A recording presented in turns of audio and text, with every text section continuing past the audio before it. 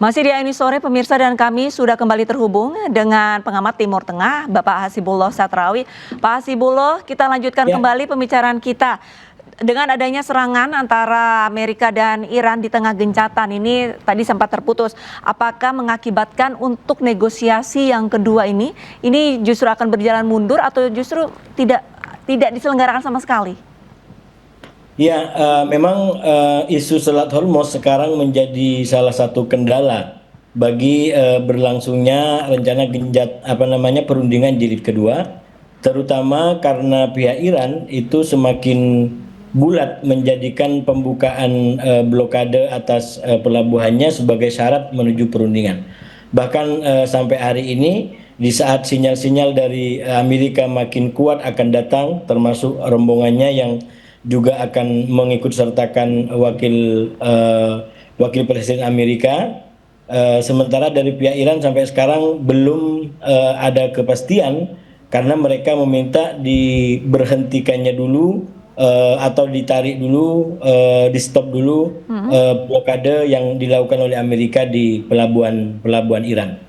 Oke, Begitu. berarti bisa dikatakan rumor Iran tidak mau berunding dengan Amerika Serikat, terlebih sebelumnya ada informasi bahwa rakyat Iran berunjuk rasa untuk meminta pemerintahannya ini tidak menyelenggarakan perundingan, itu akan terjadi, bahwa tidak akan pernah ada perundingan kedua.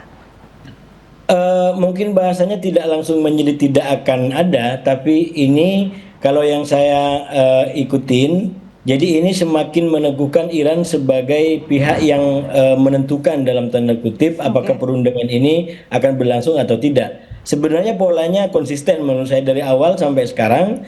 Yang perundingan pertama itu juga terjadi karena Iran dalam tanda kutip melonggarkan syarat, yaitu yang disebut sebagai syarat untuk solusi permanen. Tapi kemudian dia mau menerima solusi sementara. Yang sekarang juga sama. Iran yang saya baca menjadikan pembukaan blokade atas pelabuhannya itu sebagai syarat menuju perundingan. Nah, sekali lagi ini baru di atas atau di dalam tataran retorika. Apakah akan utuh seperti itu? Belum tentu. Namanya orang berunding pasti ada kompromi, ada upaya untuk saling mengalah.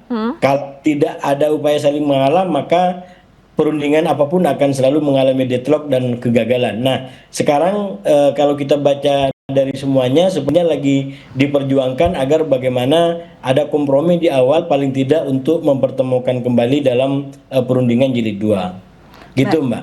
Baik, saat ini Iran yang menjadi pihak yang menentukan untuk perundingan. Yang menarik adalah saudara Iran, yaitu Yaman, ini mengancam blokade Selat Bab al-Mandab jika perundingan ini dipersulit oleh Amerika. Tanggapannya seperti apa, Pak?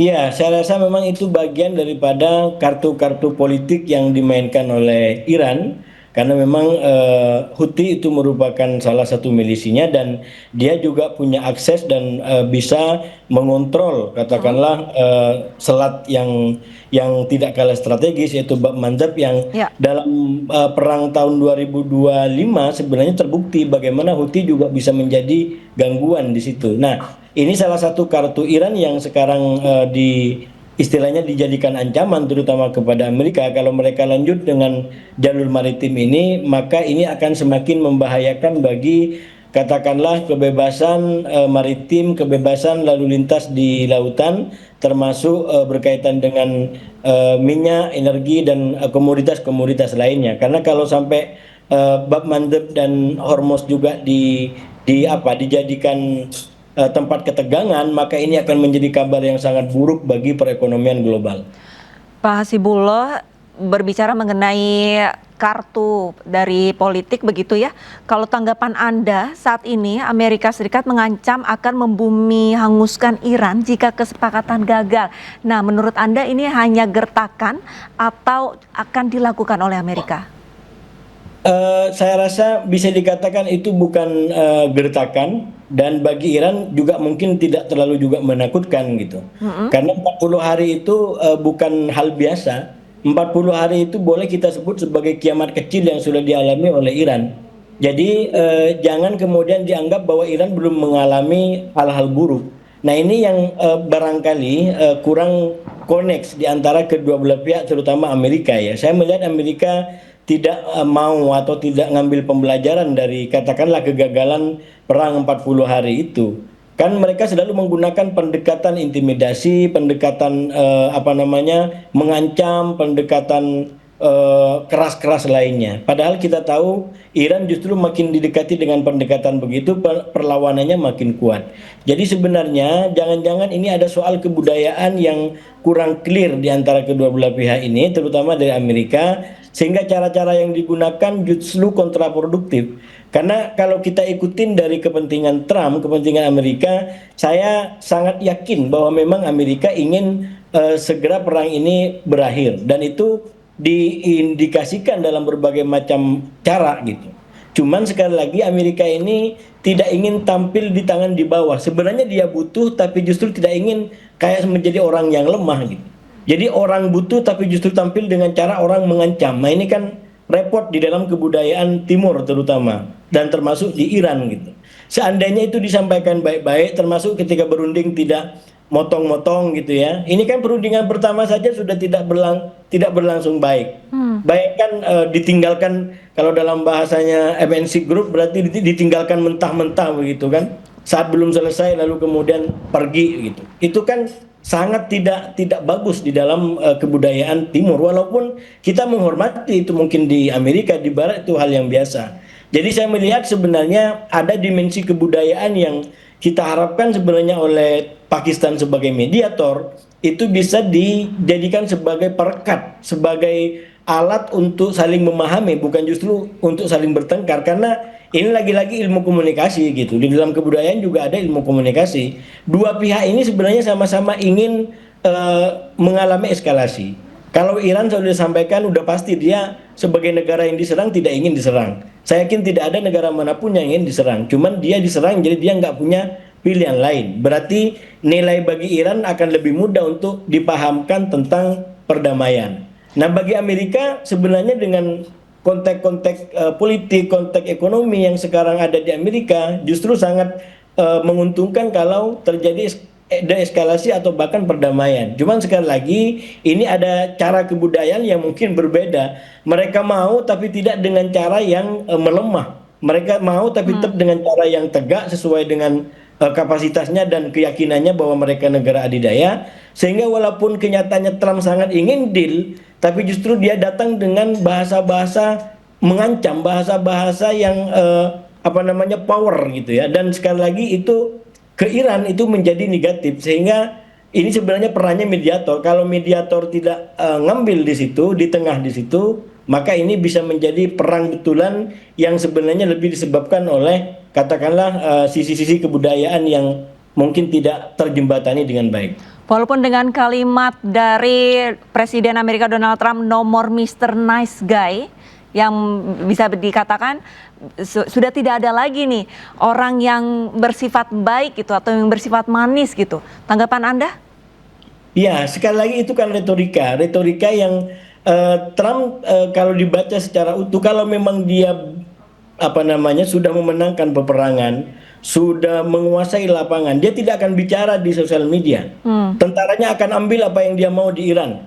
Dia akan ambil uraniumnya, dia akan ambil apapun yang dia mau. Tapi kan kenyataannya secara lapangan itu semua tidak terjadi. Karena itu saya katakan sebenarnya Amerika belum dapat yang dia mau, dan dia butuh untuk mendapatkan yang dia mau. Nah ini masalahnya, orang butuh tapi dengan cara mengancam. Nah itu yang menjadi soal gitu.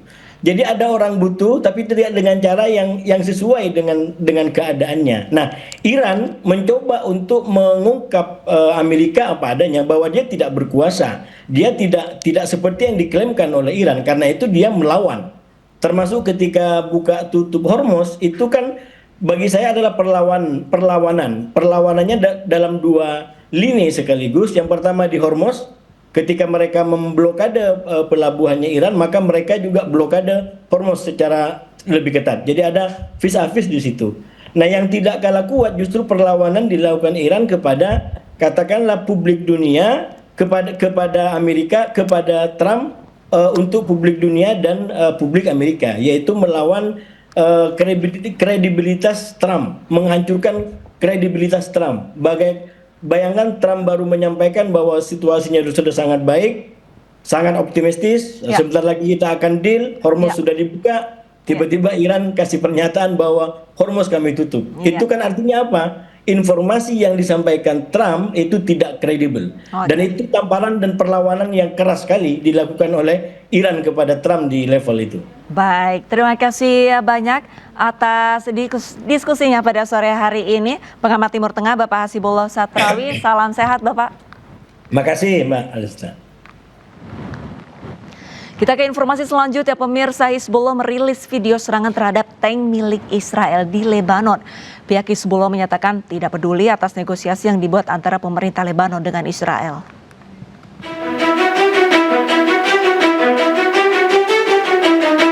Hizbullah merilis video serangan yang menargetkan Israel.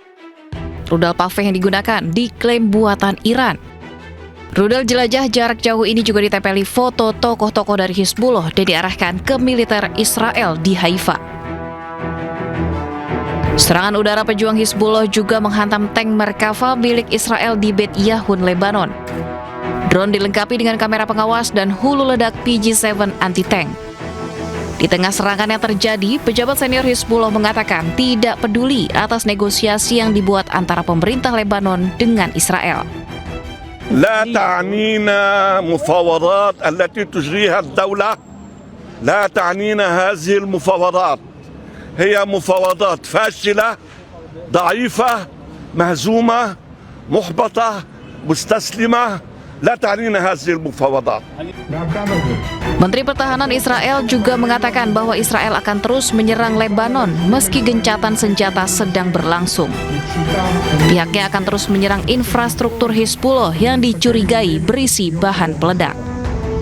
ראש הממשלה בנימין נתניהו ואני הנחינו את צה"ל לפעול בכל העוצמה, גם מהיבשה וגם מהאוויר וגם במהלך הפסקת האש, כדי להגן על חיילינו בלבנון מפני כל איום, כל מבנה שמאיים על כוחותינו וכל ציר החשוד במטענים חייבים להיות מושמדים באופן מיידי.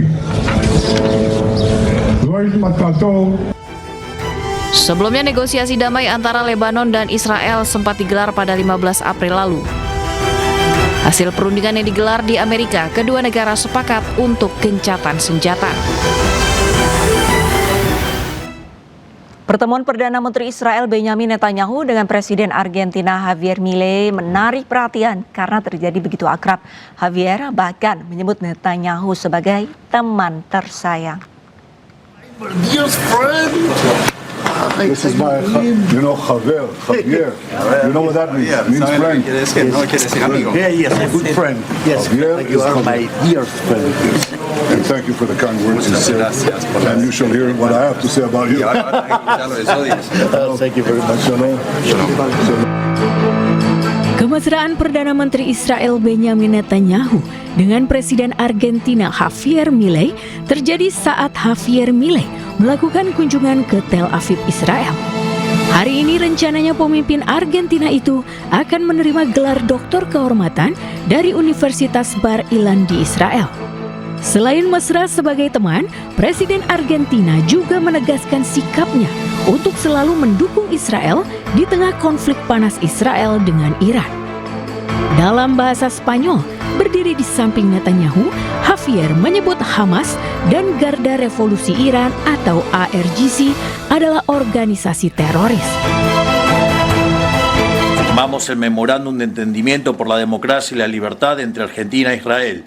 Declaramos como organizaciones terroristas a Hamas, a la Guardia Revolucionaria de Irán y a los capítulos del Líbano, de Egipto y de Jordania de la Hermandad Musulmana. Convertimos a la Argentina en el primer país sudamericano en presidir la Alianza Internacional para la Memoria del Holocausto.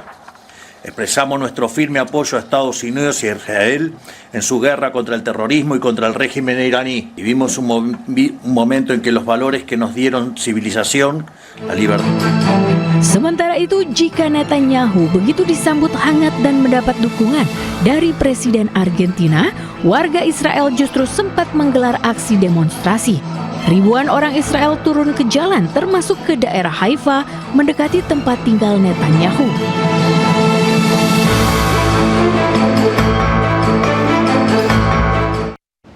Pejuang Hizbullah di Lebanon terus menyerang penjajah Israel dengan rudal buatan Iran.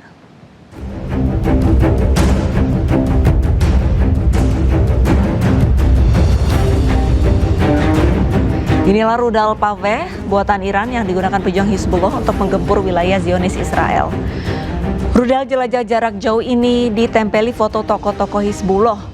Rudal Hizbullah diarahkan ke posisi militer penjajah Israel di Ma'alot dan Tarshiha.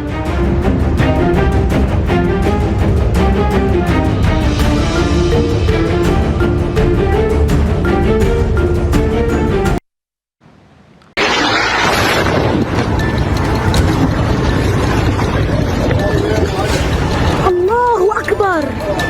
Allahu Akbar ya Muhammad ya Allahu Akbar.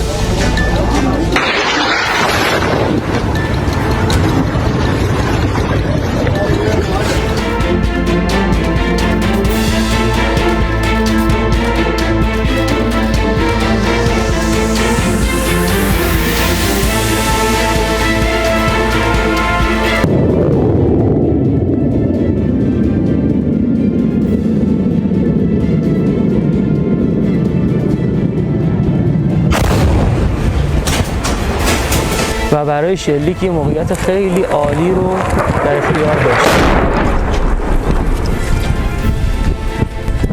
پهپاده؟ کروز بود. بیا ادامه‌شو بریم. خب